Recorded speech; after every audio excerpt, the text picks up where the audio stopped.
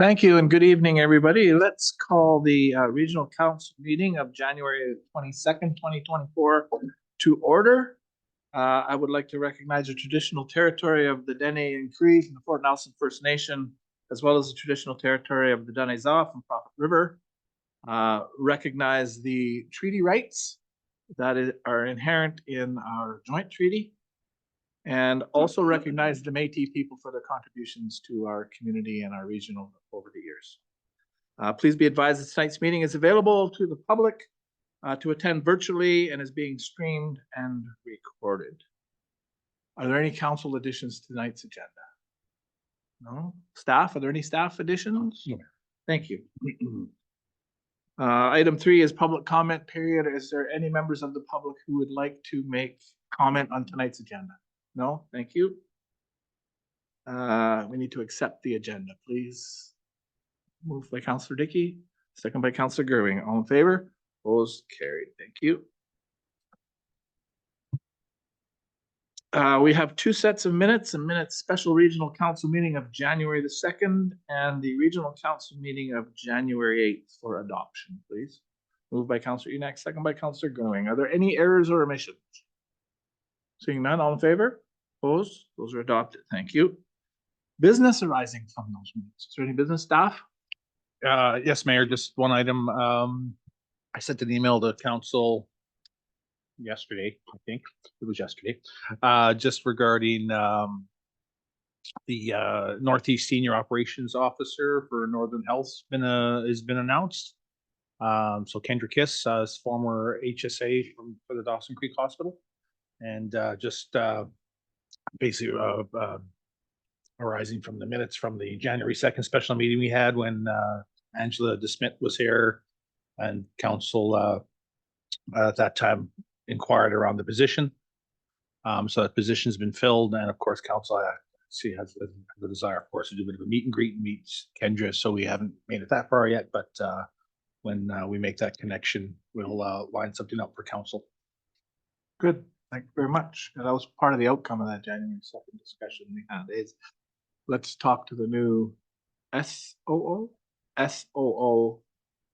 about vacation schedules and plans for the hospital moving forward and what their thoughts are, just to really open up that line of communication.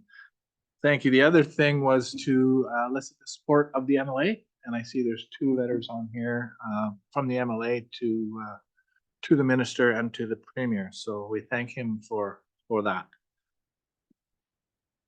Okay, that brings us to, is there any other business? Okay, that brings us to Administration Report 0224, the grant application to the Northern Community Transportation Booster Program and a budget carry forward. Staff, please.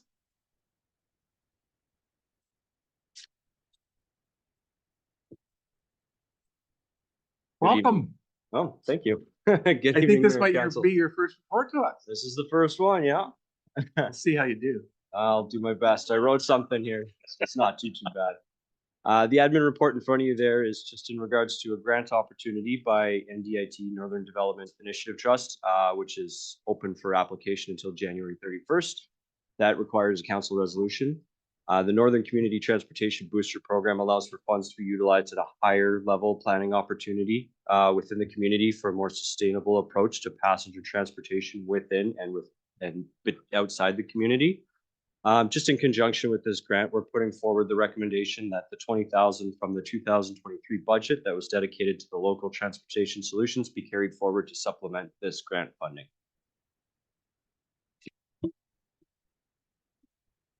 Okay, thank you very much for that. Mitchell, that was good. I do have a question about the high level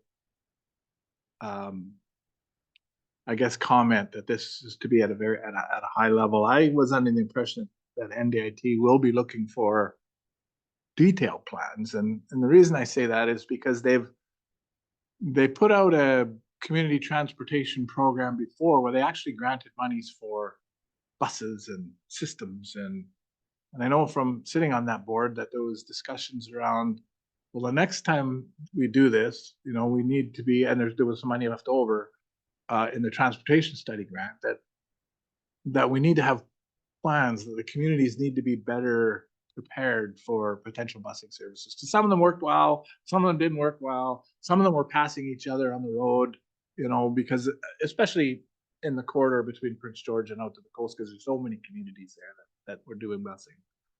So, so I made a couple of notes that I thought that we need to incorporate in as part of this. Absolutely agree with the grant. Absolutely agree that with the $20,000 carryover. If we're going to hand this off to a consultant though, I think we have to make sure that the nations are, how did you put it? That we include those opportunities. I think we need to actually include them on some kind of a committee or however we're involving them. We need to get the nation's staff involved in whatever solution we come up with. I believe your comments are really too high level, but after you made your comment, I understand why they are, because that's what you were going off. But I believe there should be business, you know, at least a rough business case outlining how a intercommunity transportation system would work between probably ourselves, Fort Nelson First Nation, Profit, maybe even Fort Liard, though that's a little distance up there, and how that potentially what schedule might look like, potentially how many users might be there and what a bus might look like, how many seats on that bus, a bit of an understanding of what fees might be, how many drivers might be required. That's all based on the schedule, right? And so it's again, it's not for council to kind of get in there that deep, but I think we need to be ready for when NDIT either has grant funds for to assist with the purchase of buses, or whether the province does that. And I guess there's two parts to that, and I don't know if this is going to look at that, but there's the piece that's sort of day-to-day operational Profit River, Fort Nelson First Nation, ourselves, and then potentially looking at maybe a longer haul service, you know, between ourselves and whether it goes up the highway, but certainly to Fort St. John, Dawson Creek. If we had, you know, more than what the busing, I mean, you've read the report because you talk about it. There is busing service, but not a lot of people know about it. Not a lot of people use it, and you still have to spend the night. Whereas if we had a long haul service that was going to Dawson Creek, spending some time there, hopefully enough that working with Northern Health, we could get appointments scheduled sort of in that break time and then turn around and come back, what that might. So you see, I'm kind of into the weeds a little bit with respect to it, but I really think that that's the kind of information that we need to prepare for the next phase in the NDIT funding potentially. So that those are my thoughts with respect to this and what I know about it. So I'm interested in hearing your thoughts on that and why you kept it at a high level. Did NDIT say we had to keep it at a high level? Or? Yeah, so the application kind of outlines that it's the funding is to be used for planning purposes towards this. And so obviously there would be some, I imagine, getting into some of those business cases and in the weeds. And I think the idea is to explore kind of the high level, as you mentioned, between Profit, you know, FNFN and even longer haul solutions, just utilizing what we have as assets in the community already and what there might be in terms of a potential that we can use more creative solutions. So kept it high level just because somebody would, as you know, maybe a consultant might be better suited to answer some of those questions. Do you have a consultant in mind? Not currently, no. Okay. Councillor Goy? I hear what you're saying about long haul. I think the way I was reading the report and hoping for in terms of a higher view is that, to my mind, it isn't just about long haul. It isn't just about buses, but there's no transportation in the community of Fort Nelson. There's no transportation, I believe, in the community of Fort Nelson First Nation. Like there's no taxi service, there's no Uber service. If you're out and don't want to drive home, you're walking. So that's what I was hoping for in terms of transportation. It's not to say that we wouldn't be looking at long haul, but within this community as a whole, like looking for, as Councillor Roper has often suggested, some creative solutions around how we can help residents in the community get around. And I think that belongs here for sure. And if you did, let's just say the schedule looked like this, you had a morning run to Prophet River with staff going down, children coming back, then you can involve the school board. And then an evening one that goes down and comes back. So down to bring the employees that are down there and anybody else in the community that might want to come back. The kids down, adults back. Going through so in the interim time, because those are school time, in the interim time, that service is moving around the community, picking people up and delivering them, or it has a route or really it's, I don't know exactly what it looks like, but it's that you use the same service during the interim time inside the community. Now it doesn't get the late evening folks, well, it might do weekends. I hear what you're saying, and not dissing that idea at all, just was, I think, like having a consultant do a report on some other creative solutions. Like, Yeah. I don't know that a bus would be appropriate use of funds. Maybe it would, but maybe it wouldn't. But, you know, having like some sort of a Uber type transportation system where it's only on the road when you need it. So you're not wasting fuel and on a run where there's nobody outside waiting, right? But if I need a ride, then I can call one. Yeah. Yeah. Okay. Anybody else? Did you wiggle your hand? No, Councilor Roper?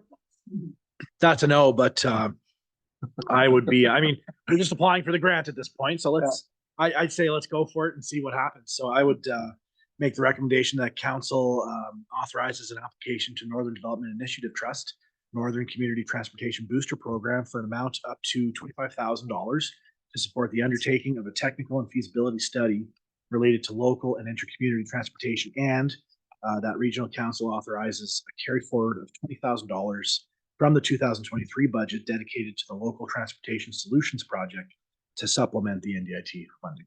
Thanks to Councilor Roper. Duly moved. Do I have a seconder? Second by Councilor Enox. Is there any further discussion? I see Councilor Souls, your hands up. Yeah, I just wanted to say that I appreciate the creative idea, if it's off in the weeds, that you came with.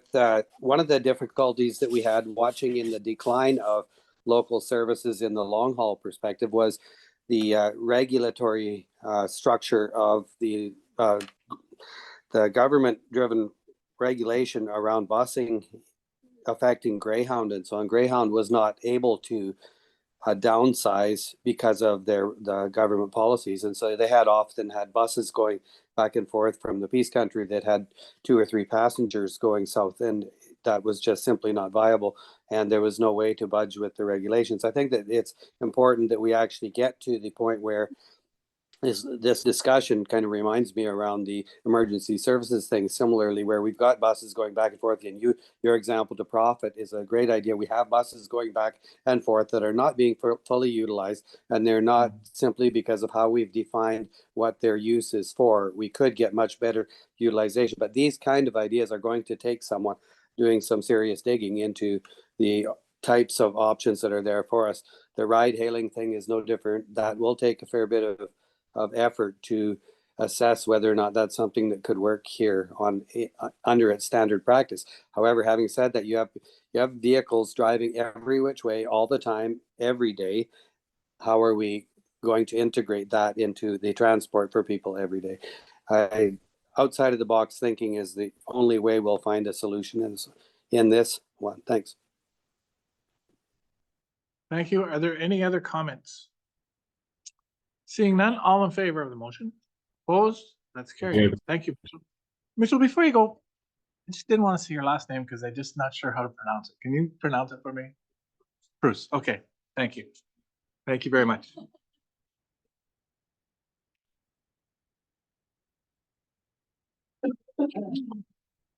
Okay, that brings us to correspondence.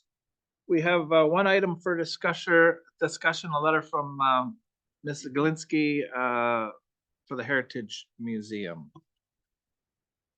Motion to put that on the floor for discussion, please.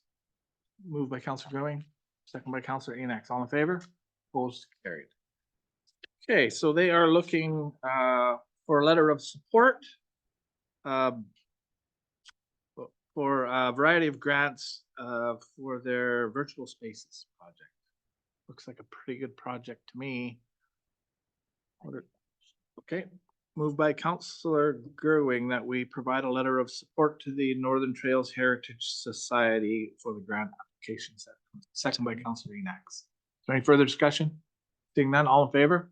Opposed? That's carried. Thank you. There are several letters there for correspondence. For information, 2 letters from our MLA Dan Davies and 2 of the council information packages. Can we receive those for information, please? Moved by Counselor Growing, second by Counselor Roper. Discussion, seeing none, all in favor, opposed, that's carried. Okay, that brings us to 9.1, which is sponsorship for the fishing app for the Rotary Annual Fishing Derby. Counselor Enoch. So since the inaugural fishing derby for Rotary that they put on Father's Day weekend up at Munchell Lake, we've continued to sponsor the app that they use.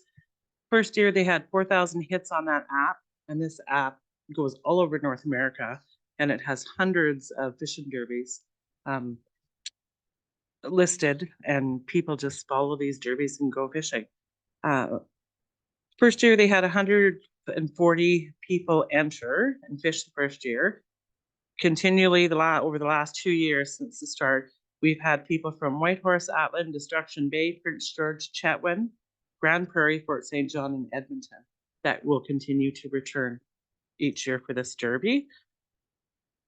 Not only that, but Rotary, with this app, supplies the Ministry of Water, Lands and Resources information about the lake and the fish.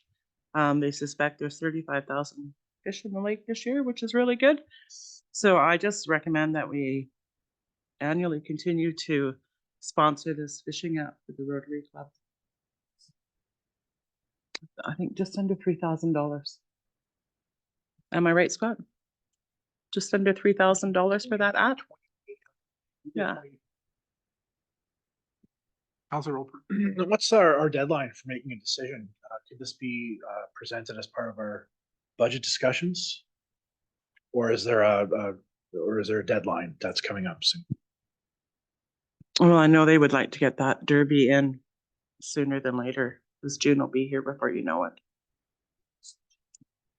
Counselor Growing.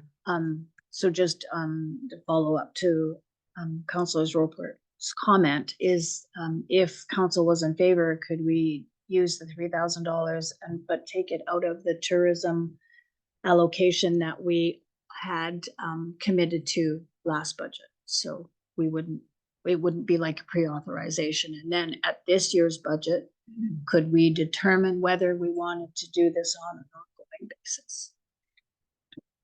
Yeah, I mean, if we know the funds are there, then that's an easier decision to move on for sure. I'd have to defer to staff with respect to whether there's funds left in the. No, I know what we have. Also, Growing, you're talking the implementation budget you're talking about, because that's where we pull those funds from. Previously was the council, was the tourism implementation budget for those 2 years.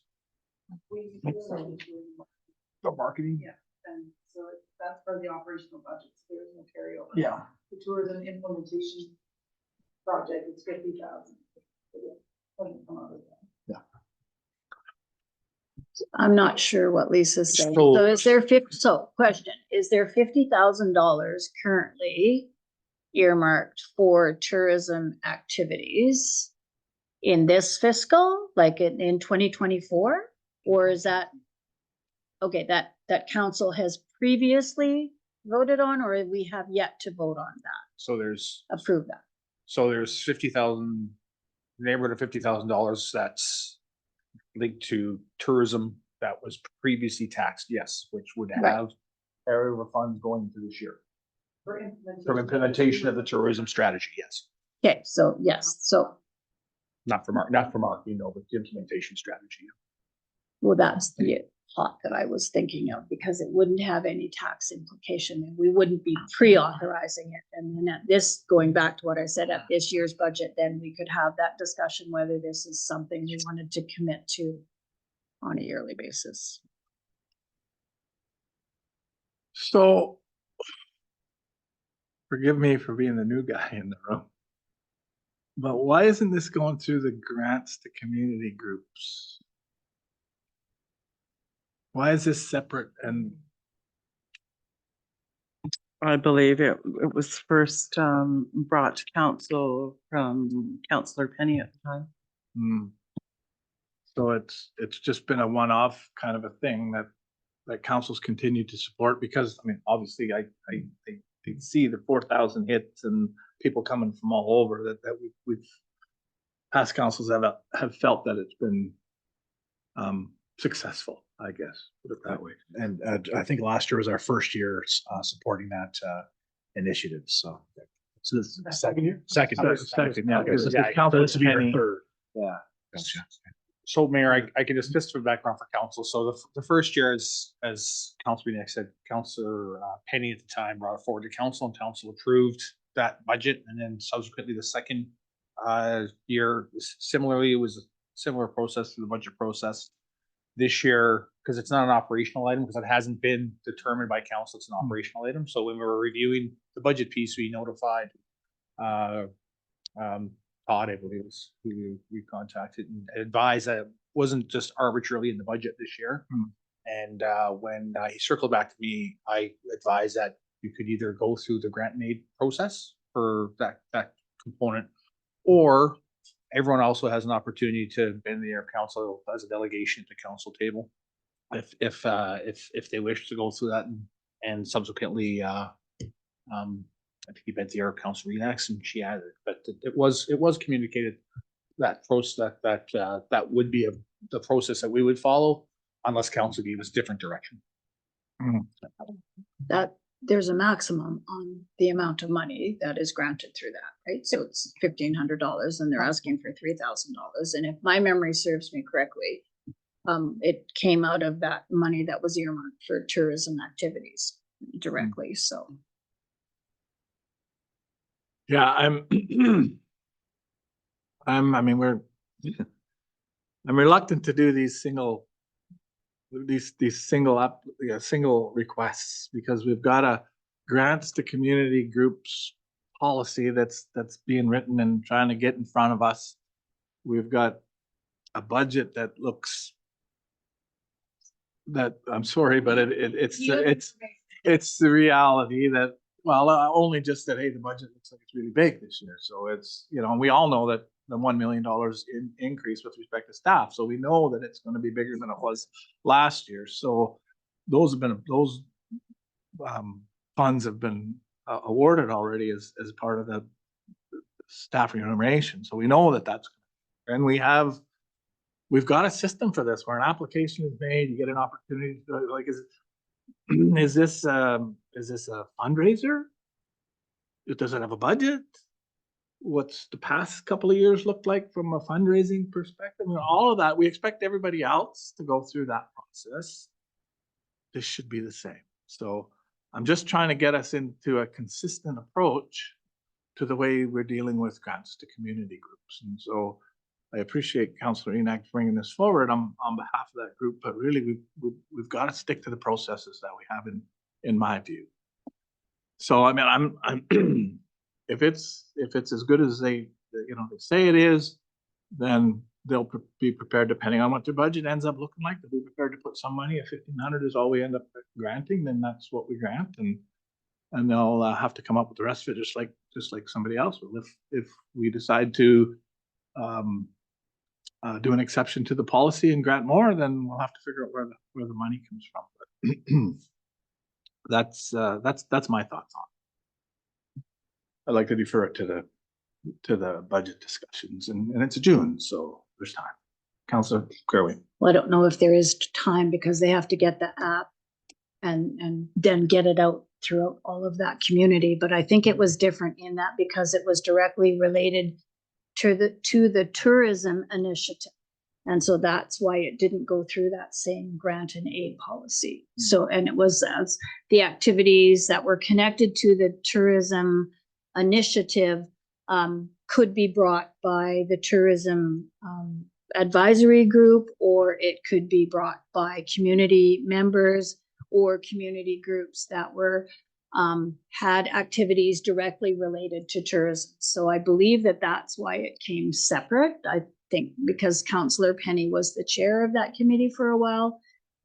So I understand what you're saying. I see it a little bit differently in that this is directly related to tourism and there is $50,000 earmarked for tourism. So to my way of thinking, $3,000 this year to get that app up and running with notice that at budget, we will decide whether this is going to be an ongoing thing or not.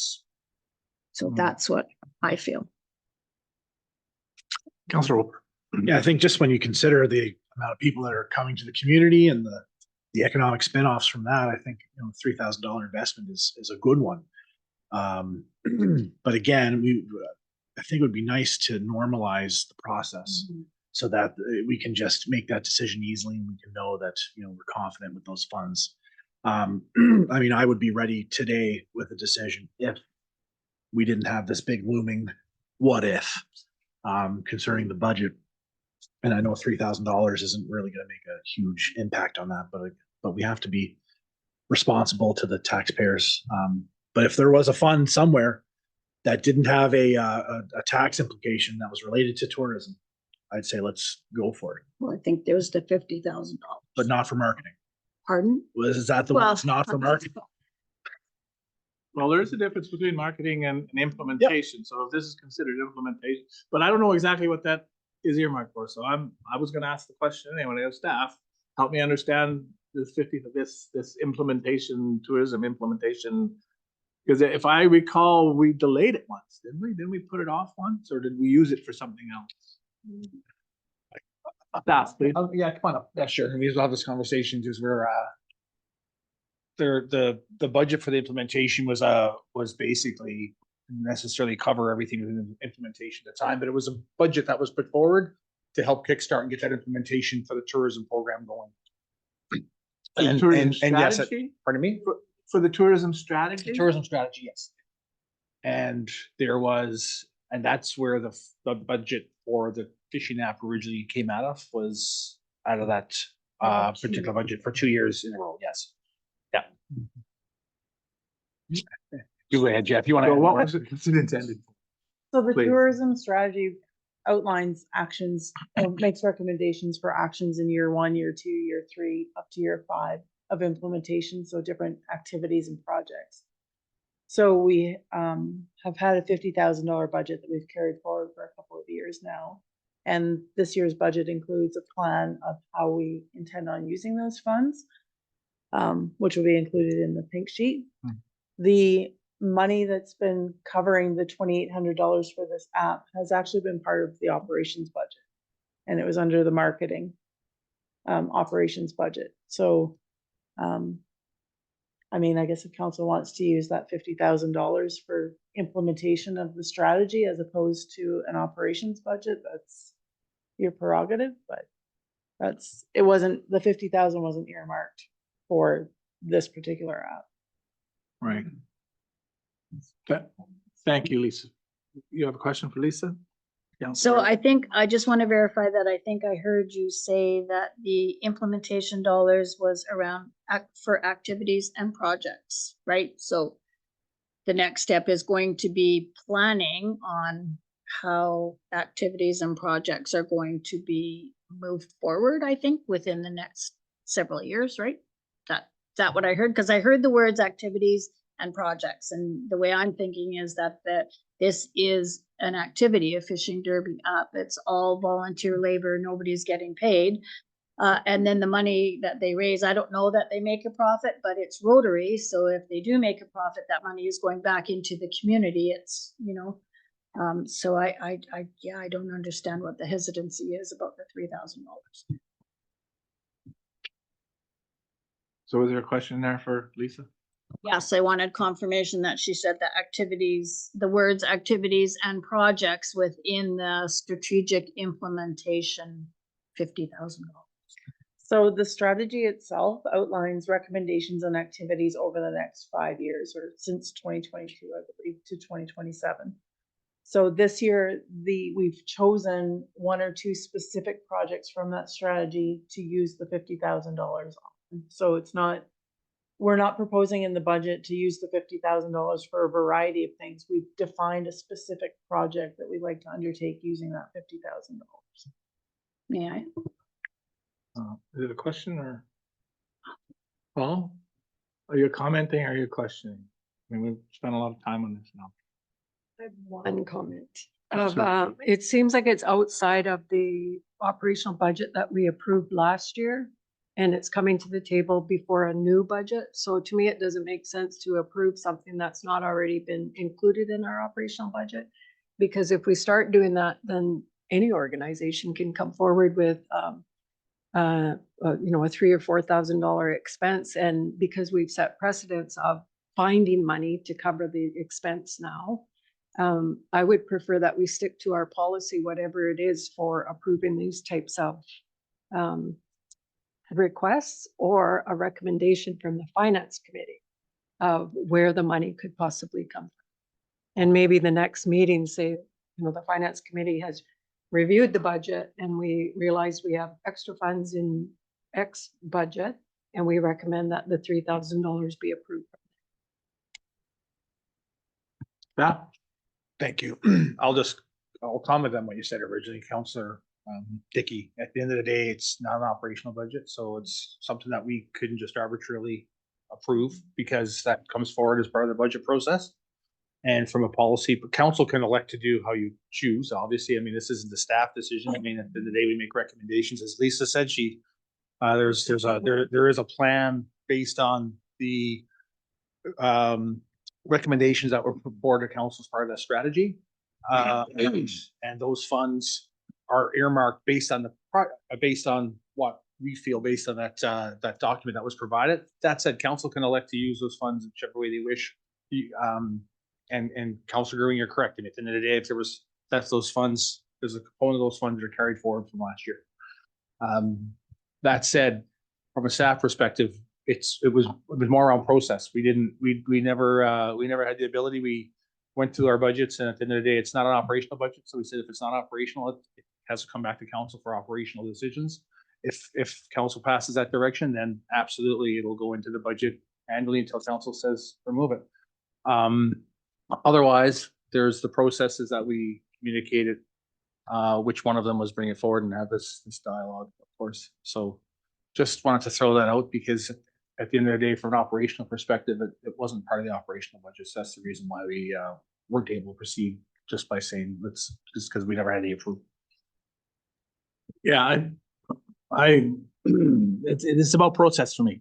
It's $3,000 is not that much money, but it is about process and fairness, and that's what we've been trying to do with this policy that we're trying to create, and the applications are being made. And I mean, if we need to increase it, because then that should be part of the debate when we have the discussion around what the new policy looks like. But then it's consistent for everybody, and we're all on the same approach. And we, budget time, we figure out how much money needs to go into the grants to community groups, and that includes the 25 or whatever we want to have set that at. And those are all parameters that we can, but if we're looking at a budget time, we get to look at the whole thing rather than piecemeal here and there.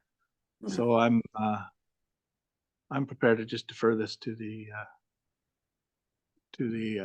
budget discussions. I see Councilor Souls. Yeah, I was just going to say that I think that there is time.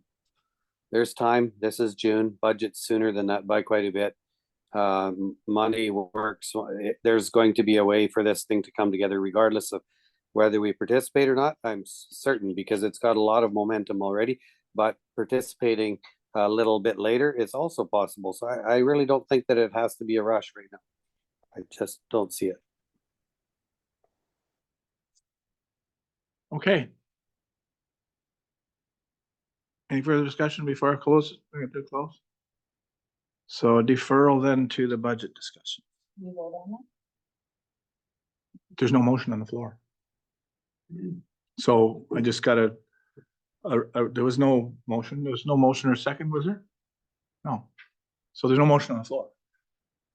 So that's Can why. I make a motion? Sure. Okay, I would like to make a motion then, that council approves sponsorship of the fishing app for the Rotary Annual Fishing Derby, not greater than $3,000. Seconded. Moved by Counselor Goering, second by Counselor Roper. Is there any discussion? So I will discuss. Because we're into a discussion again. Yeah. So I will continue with respect to my concerns. I'm gonna go vote against this, and not because I don't think it's worthy. It's because we're piecemealing.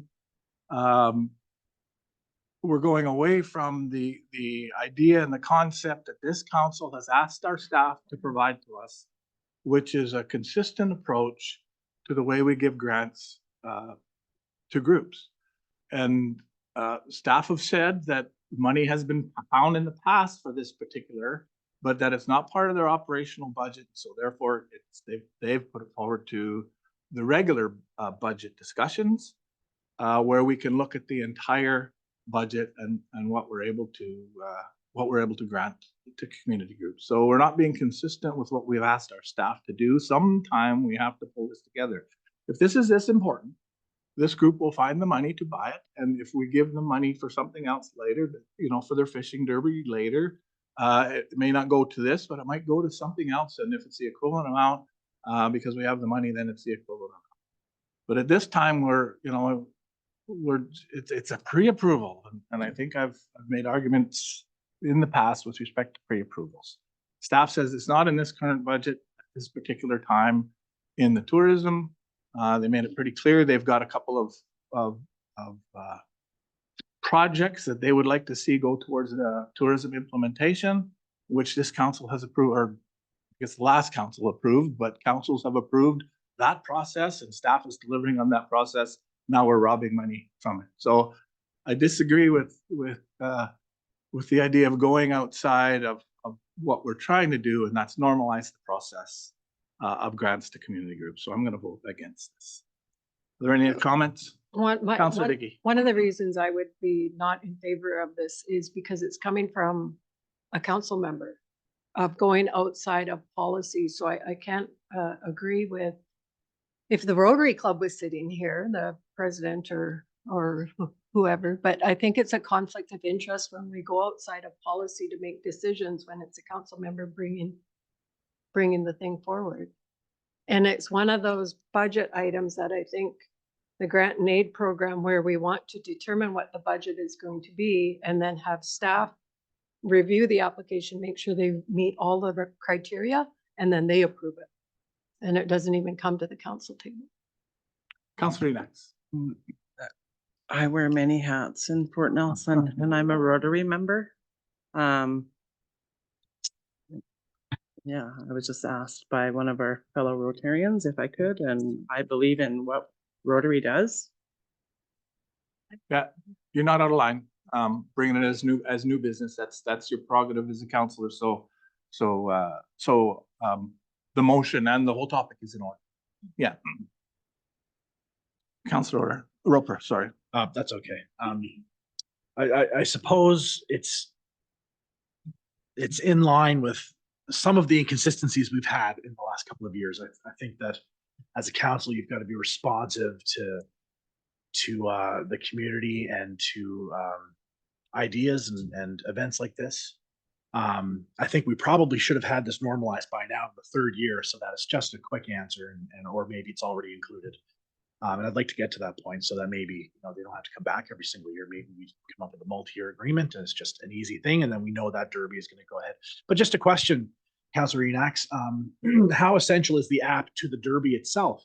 Can the Derby continue without it, or is this absolutely essential for the bigger picture of the Derby total? Yeah, this app goes all over North America, and like I say, we've had people come from Whitehorse, Atlin, way down south, 100 Mile. So it has a big reach. It even goes into the US. And I know the local families enjoy it. But will the fishing derby go on? That's the question. Will the fishing derby go on without the app?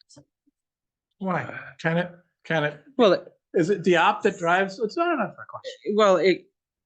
it can, Well, but that's it the won't, question. That's the but it question won't that get was- it. I don't believe it'll get any bigger than it is without that app.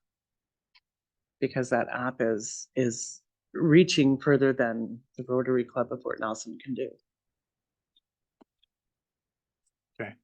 Are there any further questions or comments? All right, then I'll call the question. All in favor of the motion? Opposed? So that's 3 in favor, 3 opposed. The motion fails. I'd still like to see staff. Kyle's not on. I'm here. I'm having video issues. I'm sorry. I'm sorry, I didn't see you there. I don't know how you voted. I was opposed. I agree to keep it to policy. Okay, so the motion fails. I still would like staff to include it as something in the budget for us to consider with respect to the ongoing what do you call it? The Operational. Yeah, the ongoing operationalizing. I guess that's the question. Okay. Yeah, we'll bring it forward. Thank you. Okay, so no additions. Counselor reports. Are there any counselor reports before I do mine? Counselor, or sorry. It's okay. Straight at her. Counselor Going. No I was insult looking at taken you on that. and responding to you. I'm sorry. That's Counselor Going, go ahead. January 16th, I was invited to attend the local health planning table. So PCN is the abbreviation, of which Dr. Mostert is the chair. The purpose of this group is to provide a collaborative space with a focus on primary care planning with provincial dollars attached. Typically, the group consists of the Division of Physician Lead, the Health Authority, and First Nations partners. In Fort Nelson, the group is in its infancy and working towards these 8 core attributes. So the process for ensuring all people in the community have access to quality primary care, provision of extended hours of care, provision of same-day access for urgently needed care, access to advice and information virtually and face-to-face, provision of comprehensive primary care, coordination of care, clear communication within the network and public, and that the care is culturally safe. So I'm not clear whether I will continue to be invited to this group, but I will keep you informed. Again, on the 16th, I attended the EAC, so the Environmental Advisory Committee meeting, and we had a great presentation from Jacob Hanlon, the Municipal Program Coordinator for Food Cycle Science Corporation, around a municipal program targeting household use of the food cycler. And those of you that are connected with Hillary, she probably showed you the whole thing. And anyways, the committee agrees that this type of household waste diversion could be a great complement to the vermicompost diversion project that we currently support, and watch for a recommendation coming to council from this committee. And additionally, the committee is hoping to launch the diversion contest soon. We are waiting for some clarifying details. And I just wanted to verify with staff where council or the public could find the EAC minutes. Where do we, because we used to give them out in the SIT packages, but I think now they have been, They're among all of our other minutes in the document center. So in the same Okay. place you'd find council minutes, there's a folder that's for committee minutes. okay, so we meet every other month. So if you're interested in those minutes, you can look them up there, or if you don't want to go to all that, just let me know and I can forward them to you. January 17th, I attended a meeting with Peggy Skelton, who's the chair of BC Rural Health Network, who invited me to sit on the board of this network. And first board meeting will be January 24th. Also on the 17th, I attended RCC BC, so Rural Coordination Center BC subcommittee meeting. And we had a presentation on a developing project around a fully integrated health record system. And Northern Health is playing a role in the development of this system. And finally, on January 18th, I attended the Lamplighters Board meeting. Thank you. Are there any other reports? Councilor next? No. Councilor Roper? Just a quick report. I attended a meeting on January 16th. I believe it was put on by Northern Fireworks. Is that correct, Mr. Berry? So it was a community meeting attended by about 30 community members. And it was a discussion about the upcoming fire season information on what's going on right now. And I can tell you that a lot of people are more than concerned about what's about to happen when winter ends and spring begins. A lot of great ideas around the table. Some things that I think could be accomplished in a rather short time. So I think we should be keeping our ears open and being responsive to this ongoing situation with the in respect to the drought and the forest fire situation coming. And I think we should at least have an item on our agenda to be discussing this, because it's going to be discussion is going to be needed around the table and within the community to address this. Okay. Very good. I attended the Resources Forum. Resources Forum in Prince George last week, and I really enjoyed the discussions that we had. The Indigenous partnership building and the UNDRIP relationship building and reconciliation is really a high priority of all industry. We're slowly getting mining on board, which is good to see. And the more meetings I attend, the more comfortable I get with ministers and the discussions, and introducing myself and not being shy to go ask questions and advocate for NRM. So Ralston just appointed Andre Mercier to be the partnership building branch of forestry. So I handed him my business card and I let him know that we really need to have a discussion with him to talk about forestry, the pellet mill, and the train service. So I really did appreciate those. And then I did attend the Peak Energy community presentation and left feeling a little bit, I didn't feel like I had enough information from Brian. I felt like there was things that were missing out of that presentation. And I think there were many people that in the room that felt the same, as that they were hoping to get some clarity. And of course, we're not going to get clarity till the train comes. So, yeah. Good. Anybody else? Okay, then I will, I'll do my report then. Lots went on last week. There's no doubt about that. So on January the 12th, I attended the Northeast Regional Advisory Committee for the Northern Development Initiative Trust. They elected me to continue as chair. Director Leonard Hebert is from the Peace River Regional District, is vice chair. I'll also was elected as NDIT board director, along with Director Dan Rose from the Peace River Regional District, to sit on the NDIT board. The board. There was a couple of things at that RAC meeting. They approved $50,000 for the intern program, although it's been scaled back from 2 interns per region to 1 intern per region. They felt that they weren't getting a lot of qualified applicants, and last year there was 2, and we were the only ones who took on an intern. When the other community interviewed the applicants, they just didn't feel that there was a good fit with the other one. So they're hoping, the NDIT staff are hoping to create some competition in the intern program to try to get more interest in some of the folks out there who might apply for these positions. I did let them know that I would like to talk to them about modifying that program to where potentially a community hires from within. The idea that you had about, getting somebody who's interested to come to work for us, maybe working for us as a lifeguard or something like that, and and changed the program. So instead of getting them at the end, that maybe NDIT, I mean, helps with their education to bring them right through, rather than waiting till they've finished being educated, and making them an applicant to this program, but maybe foster it through the whole, you know, their experience through their education as well. And we'll see where that goes. The other thing they talked about was the Fabulous Festivals. So they put another $25,000 this year into Fabulous Festivals, which is the monies that can go to groups who are putting on these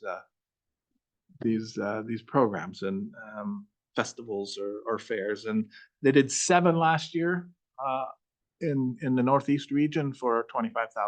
They used it up. January 12th, I assisted facilitating the Peak Renewables open house. I think that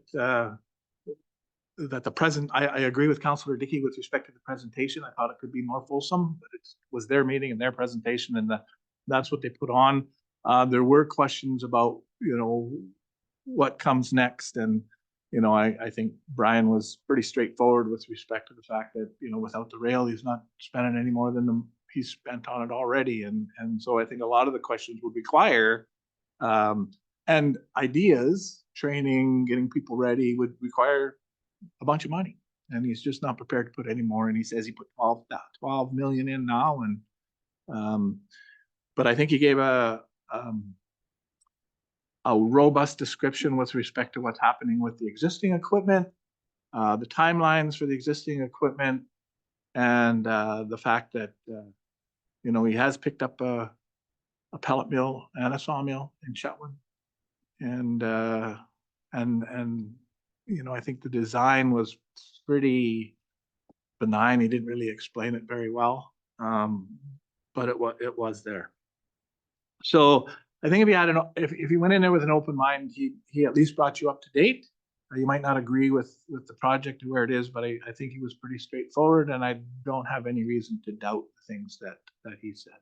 And it was great to see the representative from CN, and Karen, yeah. And, you know, I thought she was pretty straightforward as well. You know, she was asked very directly from somebody, which was a great question. Why isn't CN prepared? This is such a good thing. Why isn't CN prepared to put any money in? And she was pretty straightforward. Of the $350 million that they spend annually on capital, this is not they're spending it where there's a direct return on their money. And there's a risk here. And so they're not prepared to fund any of the renewal of or the upgrade of the track.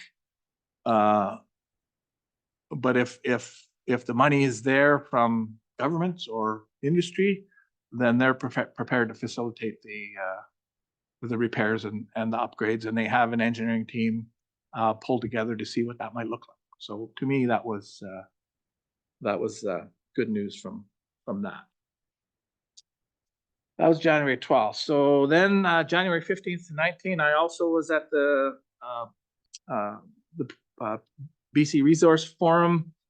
I started on the 16th with a workshop on crisis communications, and it's one that I've taken before, but this was a different instructor and a little bit different take on it. And there was some good takeaways, I think, from the perspective of being prepared with your communication. And Scott and I had a conversation this afternoon about being prepared with some comments and releases to the public, even though we may not be the agency responsible, but at least to let people know that we know there's an occurrence, whatever it might be, and that we're seeking more information and to determine what we want. So it just buys you some time, and he gave him a particular name, but pre-planning some of the messages, because if your public deserves to hear, even though you might not be the agency responsible, and we might not be in that space quite yet. So I think there's some work for us to do there from what I heard. He talked about floods, he talked about fires, he talked about protests. He talked about what else did he talk about? I guess that was accidents, that fatal accidents. So, and being prepared for those, because in the heat of the moment, you know, sometimes these communiques take some time to put, particularly if you have a standing policy that says you're going to vet it through the lawyers. I disagree with that approach, because lawyers tend to, you know, manipulate the information to the point that there's really no information going out. So I think if we're able to work some pre-planning and work through it with our lawyers, if we feel that's the way, then at least they're done in advance. So that's how we started out. I agree with Councillor Dickey that the program itself was good. I didn't sit through all the presentations because I did have some meetings, and I'll talk about some of the meetings that I had. So I guess I'll start from the top down. I did get a couple of minutes with Premier Eby at one of the meet and greets, and I was able to impress upon him again I thanked him for the $36 billion that the province is putting into hydro to upgrade the hydro system from a carbon reduction perspective. And so we know that that's one of the things that will help our industry with respect to reducing their carbon footprint is by switching to electricity. And so there may be an opportunity there for some of our oil and gas producers to participate in that. It's $36 billion over 10 years. So it's substantial. I thank them for that. And then I also put the plug in for a rail to remind him that it's vital to the economy of Fort Nelson. And I put the plug in that, you know, if you move people, Lower Mainland particularly, where they put bridges and tunnels and things, you make them happy. But if you move product, then you can make them wealthy. And so I just wanted to remind them of that. Then I got an opportunity to meet with Minister Ralston, an advisor of his, around the rail at UBCM. One of the last comments she made to us as we were leaving the room was, call me sometime. I have some personal views with respect to the rail. So I took him up on that this time around and talked to him about rail service. I think that he is a supporter. He is interested, similar to what CN was interested sort of in a list of those other potential users. The minister is also interested in a list of other potential users of the rail. He'll do the due diligence he needs to do. He said him and his staff will do that. But that he certainly is interested in the bigger business case, I suppose, with respect to return on investment from the province.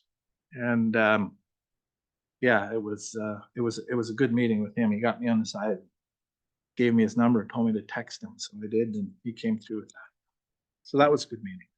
I met with the Chief Executive Officer of BC Hydro, Chris O'Reilly, at a meeting that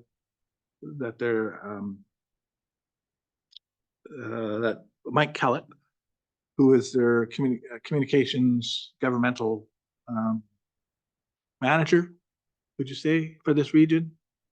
Yeah. So talk to him about some of the communication failures this summer with respect to letting our public know about how the backup system worked, the difference between some of the planned shutdowns and the unplanned shutdowns, and how that whole communication bit was a fiasco this summer, and that they need to do a better job next year with making sure if we end up on a backup system like that, people need to know what it's for, how it works, so that people are not upset when a 4-hour outage goes on and they wonder why the backup lights didn't come on, right?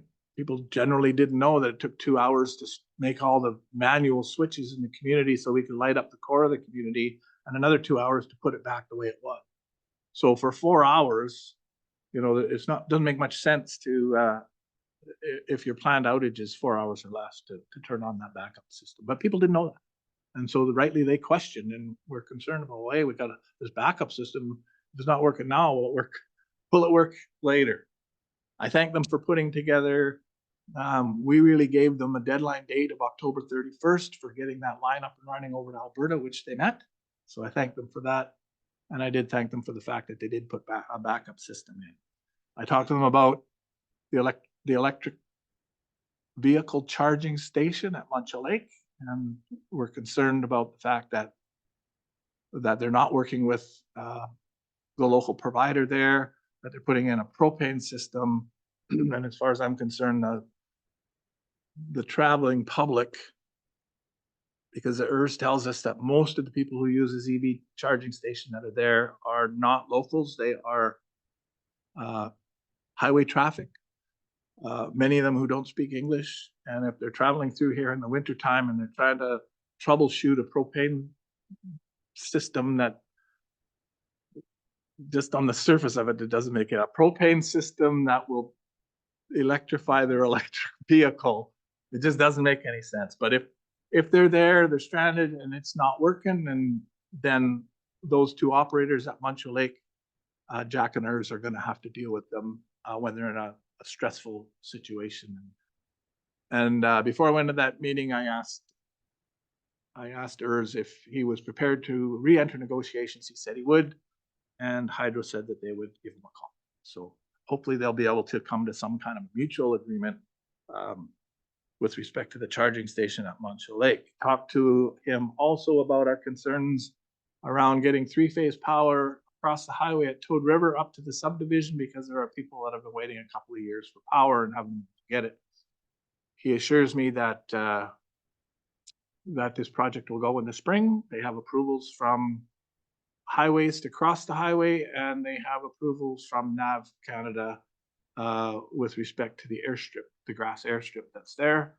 I talked to our staff about that. We're still not sure exactly where it goes. Approvals doesn't mean anything if they don't care, and they stick that line right across the airstrip or somewhere close to that. So we're still waiting for that, but they say that early in the spring that project should go.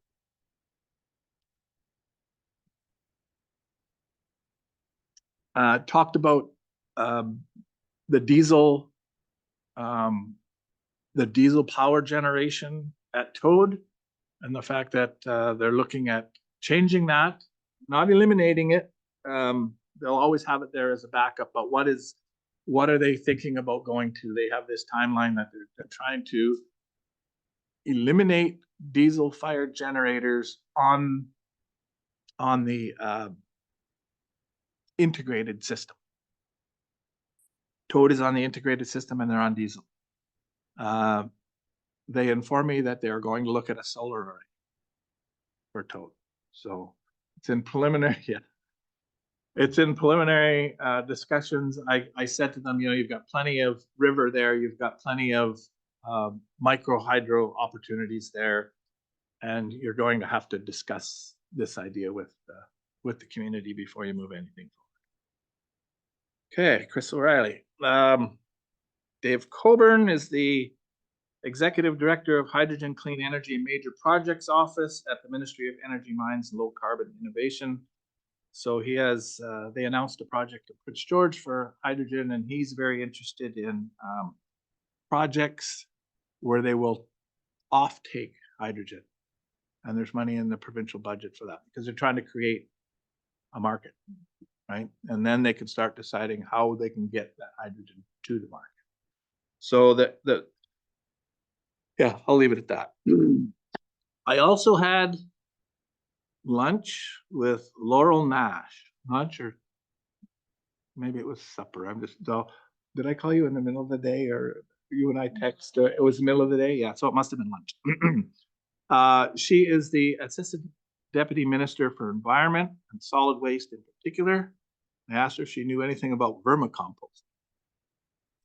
She knew it had to do with worms, but that was about the extent of it. And so I knew there was an issue, but I wasn't exactly sure what it was. So I quickly texted Councillor Gooing, who let me know that it reminded me that it had to do with the cardboard being used in the landfill where it's against the Solid Waste Management Act. We have a permit for it. So I asked her if they were considering, having a look at the solid waste regulation. And she said, we're looking at it right now. And she said that your project is innovative.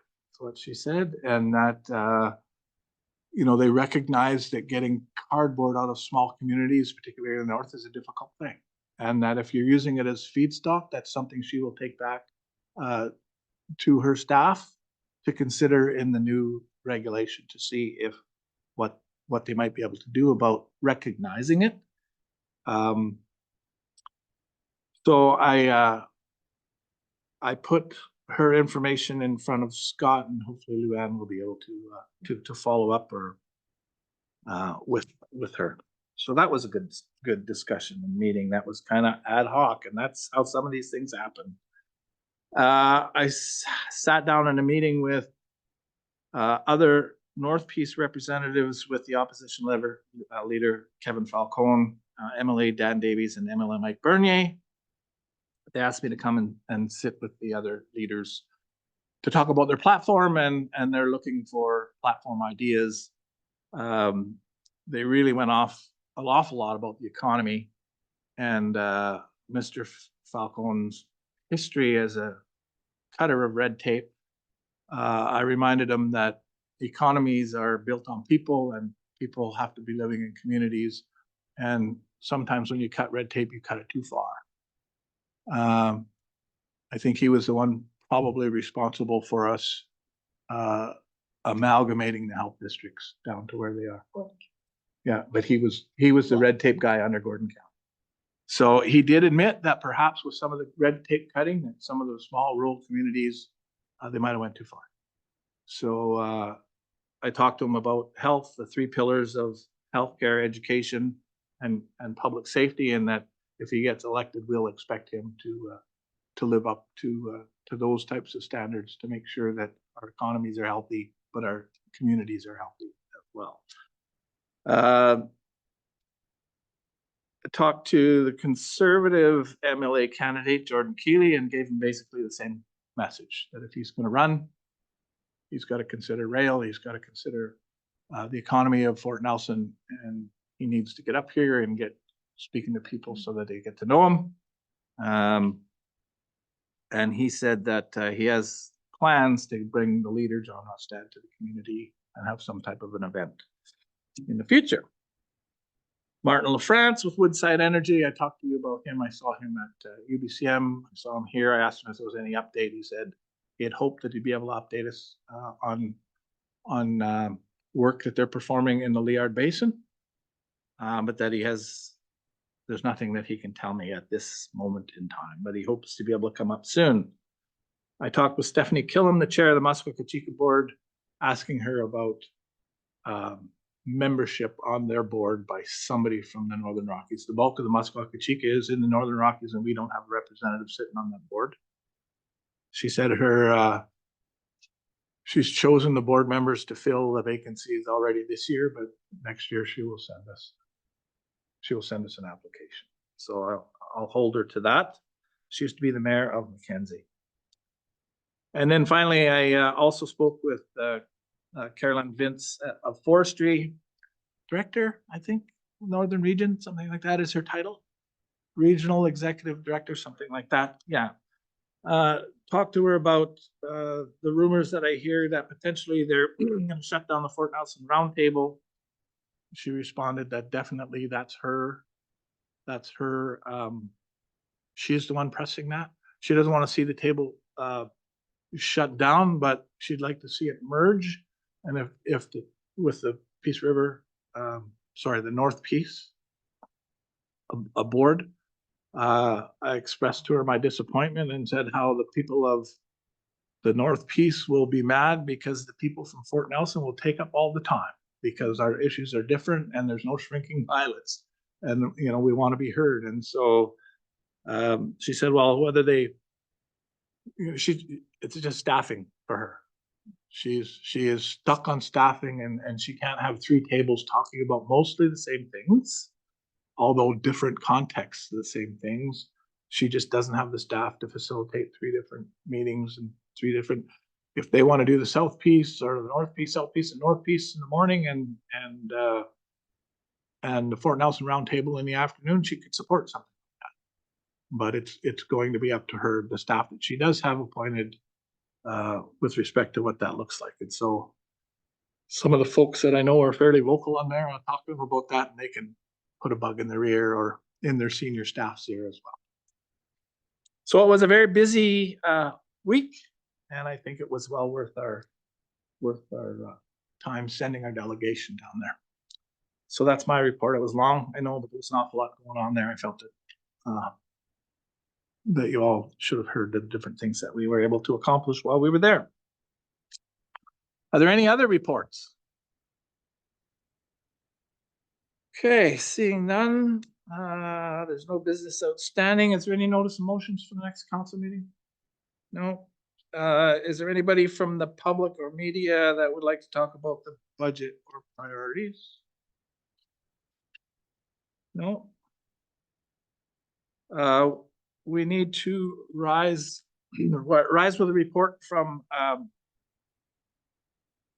trying to, the January 8th closed in-camera meeting. And so I will turn to staff to let them rise with that report.